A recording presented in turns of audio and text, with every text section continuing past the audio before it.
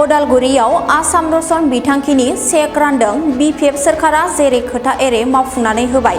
अदालगुरि जिल्लानि 42 नं अदालगुरि एलएसियाव आसाम सोरखारनि आसाम दर्शन बिथांखिनि चेक रानदों।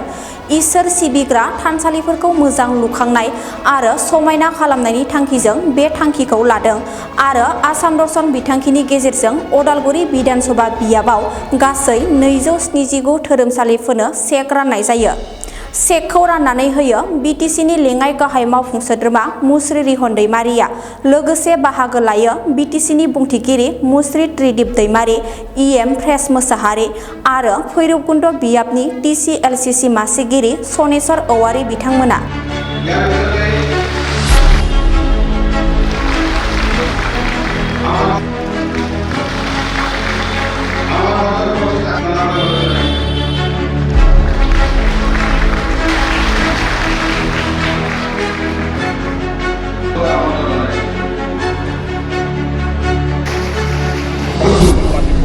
মুখ্যমন্ত্ৰীটো মই আমাৰ অসমৰ মাননীয় মুখ্যমন্ত্ৰী ডক্টৰ হিমন্ত বিশ্ব শৰ্মা ডাঙৰীয়াক মই ধন্যবাদ জনাইছোঁ।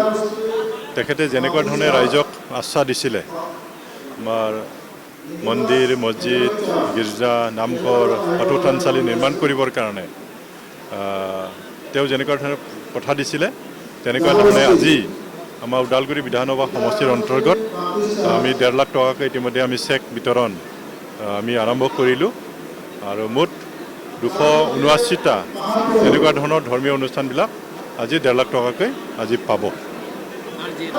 নিৰ্বাচন খেলাটো সকলোৰে অধিকাৰ আছে। তেখেতে নিৰ্বাচন খেলিব বিচাৰিছে, আমি আদৰণি জনাইছোঁ। গতিকে তেখেতে বড়ো ছাত্ৰ সন্থাৰ সভাপতি আছিলে। গতিকে কাক নিৰ্বাচিত কৰিব সেইটো ৰাইজে সিদ্ধান্ত ল'ব আৰু আমি বিপিএফ দল হিচাপে আমিও সম্পূৰ্ণ প্ৰস্তুতি চলাইছোঁ। প্ৰাৰ্থী যোনেই নহওক কিয় আমাৰ দলৰ প্ৰাৰ্থীক আমি জয়ী কৰাই লৈ যোৱাৰ কাৰণে সম্পূৰ্ণ আমি দায়বদ্ধ। গতিকে আমি আশা ৰাখিছোঁ যিহেতু আমাৰ ওদালগুৰি সমষ্টিত 3টা MCLA সমষ্টি আছে, বিটিচি সমষ্টি আছে আৰু 3টা সমষ্টিটো আমি আছোঁ। মই যে ডেপুটি চিফ হিচাপে আছোঁ, আমাৰ ধনচিৰিত ইএম আমাৰ প্ৰেছ মোচাহাৰী ডাঙৰীয়া আছে আৰু হৰিচিঙা সমষ্টিত কিছু পাৰ্ট পৰে কাৰণ আমাৰ বিটিচি স্পিকাৰ ত্ৰিদিপ दैमारी আছে। গতিকে আমি আশা কৰিছোঁ আমাৰ ওদালগুৰি সমষ্টিত আমি বিপুল ভোটত আমি জয়ী হ'ব পাৰিম। আমিতো তেনেকুৱা ধৰণৰ আজিৰ তাৰিখত যেনেকুৱা ধৰণে ৰাইজে আমাক আশ্বাস দিছে, ৰাইজৰ পৰা যেনেকুৱা ধৰণৰ আমি সঁহাৰি পাই আছোঁ, কোনো ধৰণৰ প্ৰত্যাহ্বান ইয়াত নহ'ব। আজি আপোনালোকে দেখা পাইছে চেক বিতৰণ কৰাত যেনেকুৱা ধৰণে ইয়াত মানুহ আহিছে, আমিতো আশা কৰা নাছিল এনেকুৱা ধৰণৰ লোক আহিব বুলি। ইমান মুখিয়াল মানুহবিলাক আহিছে।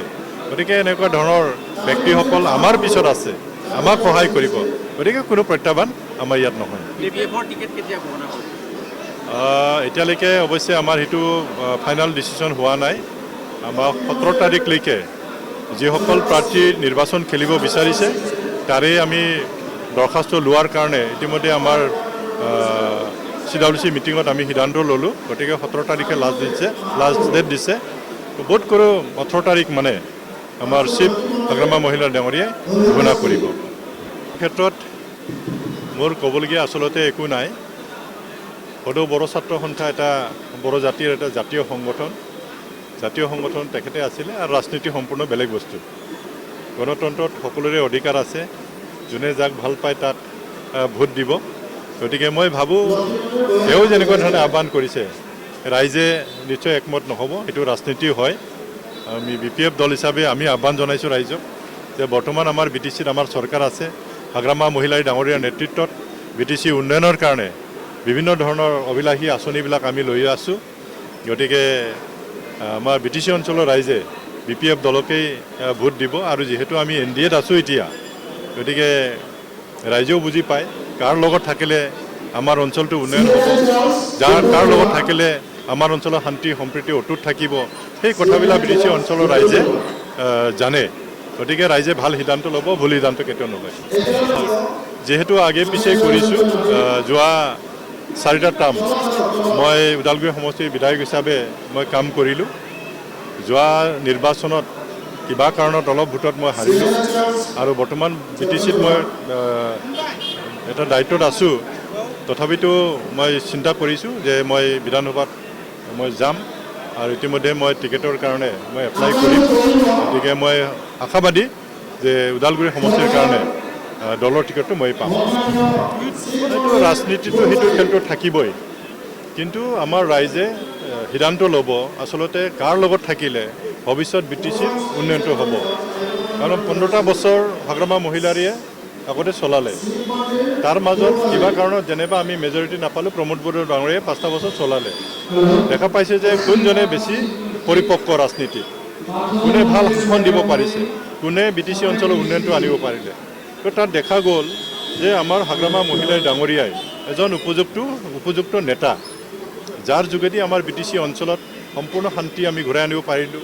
যাৰ নেতৃত্বত আমি BTCৰ উন্নয়নটো আনিব পাৰিলোঁ যোৱা 5টা বছৰত অকল প্ৰতিশ্ৰুতিতে গ'ল প্ৰমোদ বড়ো ডাঙৰীয়া ক'বলৈ গ'লে মানে BTC অঞ্চলৰ একো উন্নয়ন আনিব নোৱাৰিলে কিন্তু তেখেতে বহুত ডাঙৰ ডাঙৰ কথা কৈছিল কিন্তু উন্নয়নৰ নামত আমি ক'তো একো দেখা নাই তো সেইকাৰণে মই ভাবোঁ BTC অঞ্চলৰ ৰাইজে হাগ্ৰামা মহিলাই ডাঙৰকে বেছি প্ৰাধান্য দিব কাৰণ তেওঁ সবল নেতৃত্বত BTC উন্নয়নৰ দিশত আগবাঢ়ি আছে BTCত শান্তি ঘূৰি আহিছে